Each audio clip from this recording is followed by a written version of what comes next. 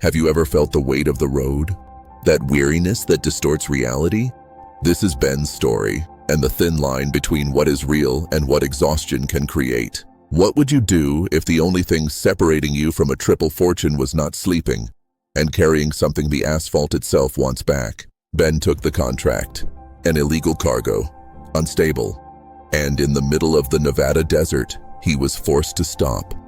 What he found at an abandoned gas station, the convergence zone, weren't ghosts, but trapped drivers watching him. And they wanted him to stay forever. But the worst wasn't what was inside the store. It was what came next. A desperate armed man who wasn't trying to rob Ben, but to save him, shooting directly at his truck. What Ben left behind in the darkness haunted him. He escaped death but was infected.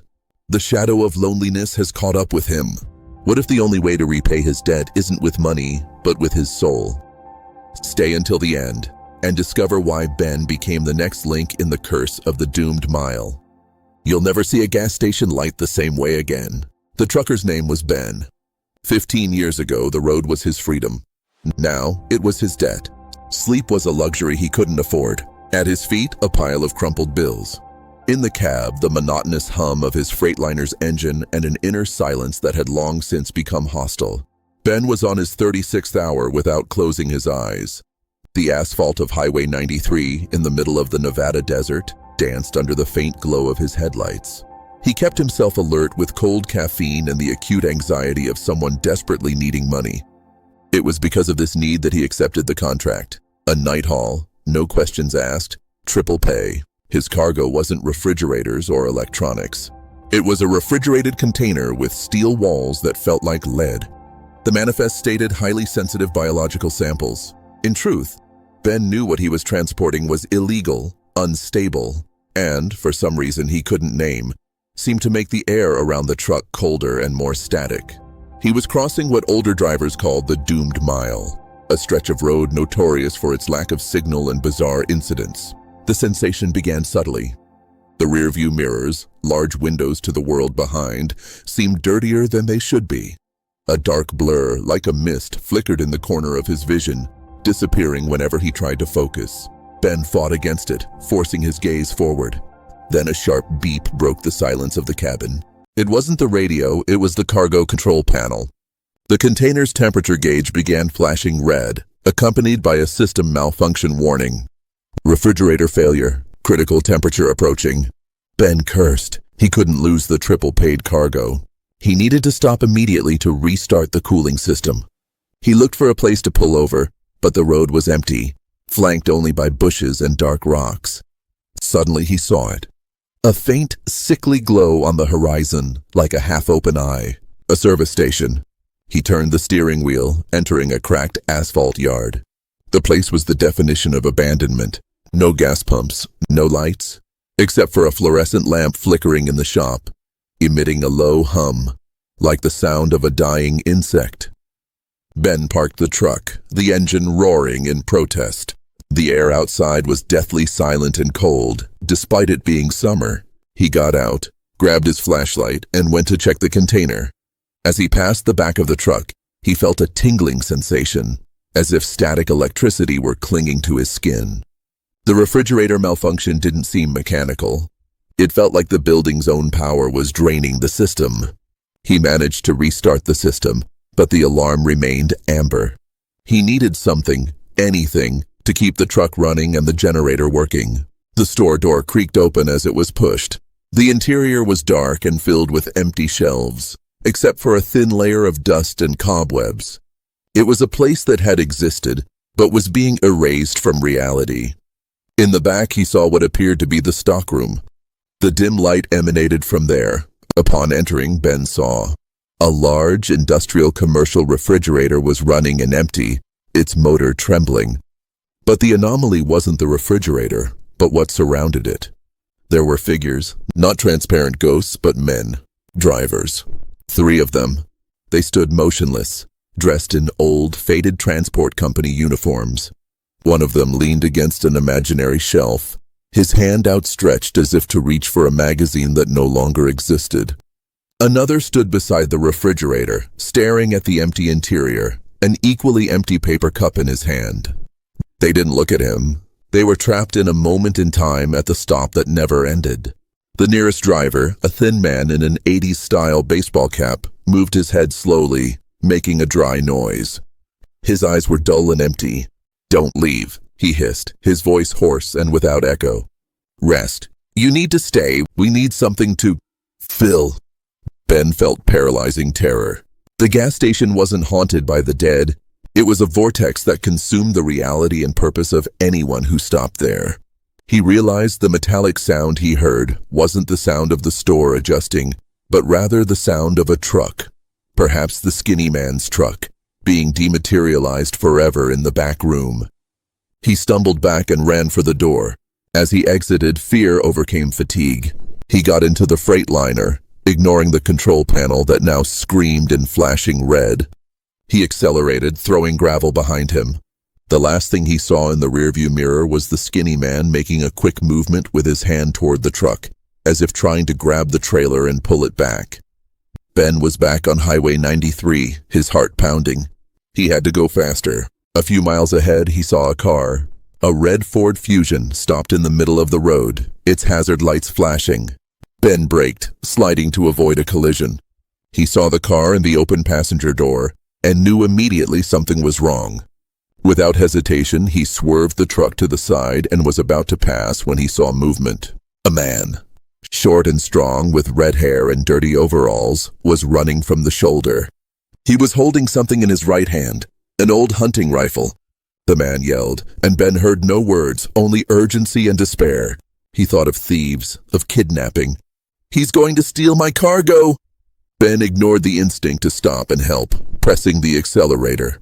The V8 engine roared. Then he heard it. It wasn't a tire blowing out. It was a gunshot. The impact wasn't on the cab, but on the side of the refrigerated container. The sound of metal being pierced was muffled by the roar of the truck. Ben looked in the mirror and saw the red-haired man fall to the ground, then get up and frantically wave his shotgun at the container. He wasn't aiming at Ben, he was aiming at the cargo. "That madman is trying to destroy my delivery." The truck driver didn't hesitate. He sped off, leaving the man behind. But then fear and exhaustion combined. The dark fog he had been ignoring in the mirrors materialized into a single point. It was tall and slender, looking more like a distortion of air than a creature, with a pale head and empty eyes.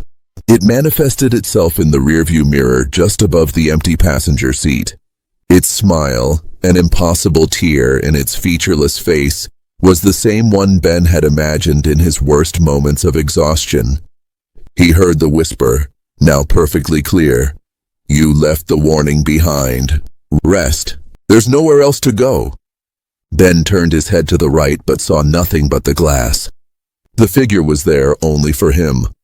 The truck driver fought back the panic attack. He was in control of a 40-ton truck, but the only thing that mattered was the skeletal figure in the mirror. He floored the accelerator, not caring about the speed. Ben only stopped 300 kilometers later, at a crowded and brightly lit gas station near Las Vegas. He didn't stop because he was safe, but because his body finally began to fail. He staggered out, called the middleman to report the refrigerator malfunction and the attempted vandalism of the container. He gave the coordinates of the man with the shotgun. The police never called. 3 days later, at the final depot, the cargo was unloaded. The security seals were intact, except for the tiny bullet hole that Ben had hastily patched. The cargo supervisor called him aside, his face pale. "What the hell were you carrying?" the supervisor asked. Ben shrugged. "Highly sensitive biological samples." "Why?" "The container is intact. The refrigerator is working. But it's empty, completely dry." The samples had disappeared. They hadn't leaked. They hadn't melted. They had simply drained. The shotgun man's shot, which Ben thought would be fatal to the cargo, was what, paradoxically, saved his life by puncturing the container and releasing the pressure of the anomalous material. He received his triple payment. But the real price came in the following weeks. Exhaustion never left him. It became a chronic and debilitating condition. He couldn't sleep more than 3 hours a night. The fatigue was palpable, like an incurable disease.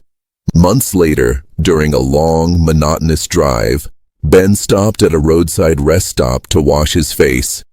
He looked in the bathroom mirror. His face was pale and thin, his eyes deep and empty, and for the first time he understood the red-haired man. The driver he left behind in the darkness. The man wasn't a thief. He was a victim, a survivor of another passage through the convergence zone, who lost his cargo and his purpose, but who retained enough sanity to know that the danger wasn't in the shotgun, but in the trailer. Ben understood the condemnation. The anomaly hadn't killed him. It had infected him with chronic loneliness. He was destined to wander the road with his endless exhaustion, only to find and warn, or frighten, the next unsuspecting driver carrying something the darkness wanted. He saw his own reflection in the mirror, the gaunt face, the desperate eyes. The countenance was frighteningly familiar. Ben had just seen his own future, the new shotgun man.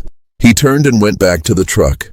The debt had been paid, but his soul now belonged to the road. The doomed mile had claimed another driver. So Ben left. But the road was never the same again. And if you're listening to this now, perhaps you also feel that certain places hold memories that aren't ours. That some stops aren't for rest, but for capture. Ben's journey through the doomed mile ends here, but the curse continues. In every abandoned gas station, in every dark stretch of asphalt, there's a story waiting to be discovered, or to discover you. You made it to the end. This shows that you have the courage to face the stories that most prefer to avoid, that you're not afraid to explore the boundaries between exhaustion and nightmare. And it's for people like you that this channel exists. Now you have a choice. You can simply close this video and try to forget what you heard. But something tells me that curiosity has already planted a seed. The desire to know what else is out there. In the next few seconds, you'll see a selection of videos on the screen. They are gateways to other stories from our road. Stories of places that consume souls, cursed cargo, and drivers who have crossed the point of no return. Don't miss the chance to discover. Click on one. Let yourself be carried away on the next journey. But before you explore, do the following. 1. Secure your place on the next trip. Click on subscribe and activate the bell.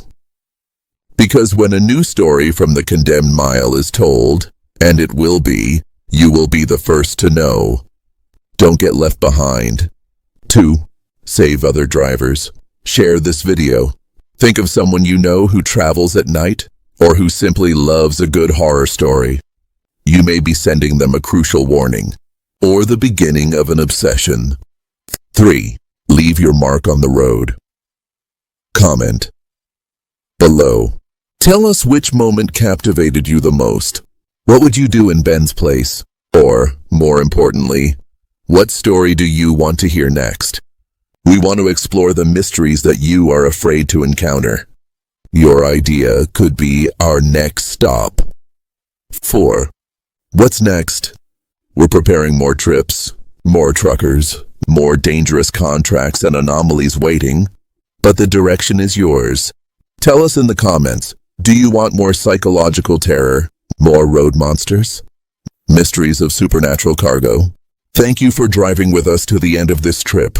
Remember, the road is endless, and the stories are many. You are already part of it now. Don't look in the mirrors for too long, and until the next stop, on the edge of the unknown,